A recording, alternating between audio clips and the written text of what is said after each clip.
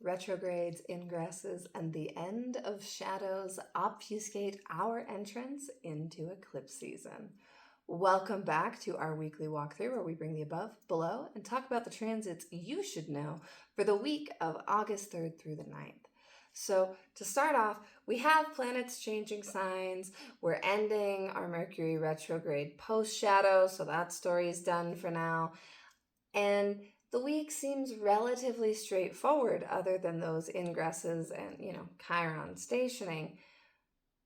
But anytime we hit the week before an eclipse, we are officially in eclipse season. I actually believe we're in eclipse season as soon as we finish the lunation before. So since the full moon in Aquarius, I've viewed us as like this is the ramp up for our eclipse season. I do the 6-week window, but the most conservative is 4. So as of Wednesday, we will be fully in the tightest window for the eclipse that starts next week. What does that mean? Eclipses are weird. Eclipses are slippery. They're hard to grasp. Everybody says different things, but one thing that we can really emphasize with eclipses, especially with this many planetary ingresses happening right at the beginning, is new beginnings. There is a radical beginning and ending. It's a shell game of some people being taken off the board and some people popping onto it, and you're like, who are you? Where did you, what is this thing? So definitely pay attention, especially as we're starting, and like these eclipses are very transitional, but we're starting that new cycle. So a lot of the new is very new because this is the beginning chapter. So pay attention to anything that is a seed moment. We have our mystic seed as one of our cards for the week, and we actually got 3 cards again, including the wise one, that mystic seed, and the house of God, which is a version of the tower. So with this, there is a need to pay attention to the teachers, pay attention to the sages and those who come carrying wisdom and who have. And then ask yourself, what path are they actually part of? Like, we have this seed moment in the middle where the traditional wisdom and the traditional wisdom that oppresses and can no longer stand are colliding into something new. So really look for those. I know that's a weird way to put it, but we'll see what happens. Feel free to ask more questions if that doesn't land. But super long intro, so let's see if we can make it through everything in our normal 10 minutes.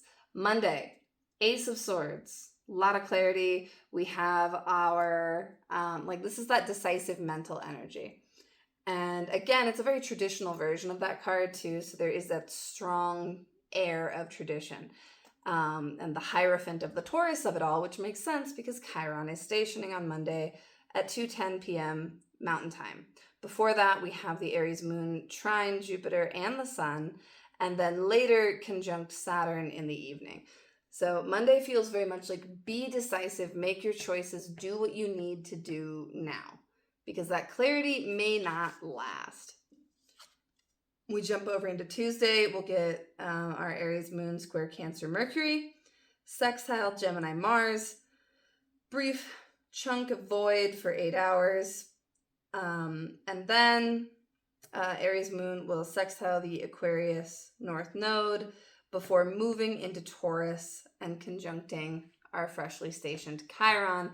So Monday and Tuesday, that the news story of Chiron in Taurus and those wounds are really going to peak up. We have our 9 of Wands reversed. And this is that level of exhaustion that has gone on for so long that you forget to even bring it up when people ask how you are. It's like, oh, yeah, I guess I am tired and still injured and my chronic illness is acting up. But that's just so normal, I forgot to even say it.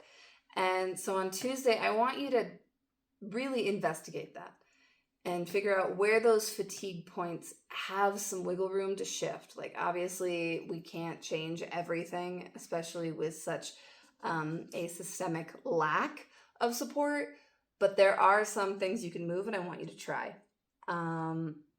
Then Wednesday, we get our half moon. Moon will square Pluto, Jupiter, and the sun. And we get the Ace of Swords reverse, which is a writing prompt one.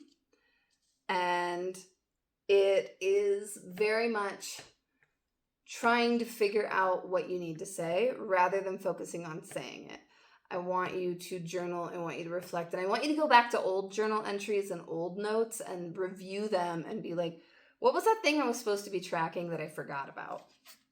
On Thursday at 1:12 p.m., Venus ingresses back home into Libra. For those of you who have Venus as a Time Lord or chart ruler in general, or high Venusian placements, this will probably feel like a bit of a relief.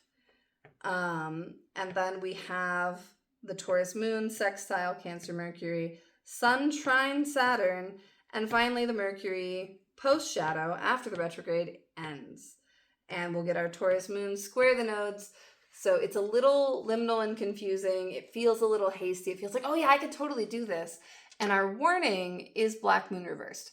This is a card about wariness. This is a card about like knowing something is too high risk and doing it anyway, and needing to bring a little bit more caution back. Sometimes when we get that extra boost of energy of a planet moving into dignity, we can move too quickly. And I want you to give yourself space on Thursday to find your footing, especially with the moon at the bending of the nodes, because that is a confusing time. And we may not see things as clearly, even with that exalted moon telling us, oh no, it'll be okay. It might not be. So when we move over into Friday, we get a Gemini moon at 12:07 a.m. So for some of you, this will also happen Thursday. The moon will trine Venus, Pluto, sextile Neptune, conjunct Uranus, and then sextile Jupiter. Hectic energy. And we have our Two of Wands and the Brambles looking back. And this is where we go back to our drawing board, we go back to our plans, and we figure out how are we actually going to make it through this new landscape? What are we going to do and where are we going to do it? When we're moving forward into this sense of newness, it helps to actually make sure that you have the supplies and the support that you need in advance of that. As per usual, like our long Aries Saturn story is don't be hasty. Yes, seize opportunities if they are fleeting and lean into that Karios energy, but do not rush things needlessly. Okay, Saturday, Gemini moon, sextile Saturn retrograde in Aries, and sextile the Leo sun before conjuncting Mars at 11:27 p.m., which can be, little insomnia, too many ideas, too much energy, want to do stuff, unexpected conflict. But generally the vibes on Saturday give us the star card. And this is a star card that is like, it's just the star. Like there's no person involved in this. And to me, this is very much about like connecting with that cosmic belief that everything will work out because there are all of these laws of the universe. And I'm talking like literal physics laws, like opposite and equal reaction stuff, where it's like everything is moving. It's very human to believe things won't work out because they don't turn out how we want them to. But it's like they're all following a course and having faith that things will move logically in response to that. Even when humans are illogical, they're illogical for logical reasons. They're logical in that they were conditioned to believe these things, and so they do really stupid and hateful things. But there is still an organizing structure making that happen. And if there is a structure and a system making that happen, the star is also associated with Aquarius, which is a Saturn-ruled sign, you can move and change systems. And so it's about regarnering the faith in how the universal architecture is laid out and recognizing that we can engage with that architecture to make large-scale change and not be overwhelmed by things. On Sunday, we drop down to a trine from the moon to the nodes, and then we get our Cancer moon at 1:45 a.m., sextiles that retrograde Taurus Chiron, squares Venus, squares Neptune, and then Mercury jumps over with a roar into Leo at 10:28 a.m. And we'll get a square from Mercury to Chiron at 11:15 p.m., same day, Sunday.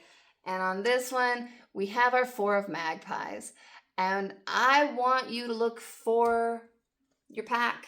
I want you to look for your story of magpies. I want you to look for your pride of lions. Who are your people? Who are your people, and who can help you build something?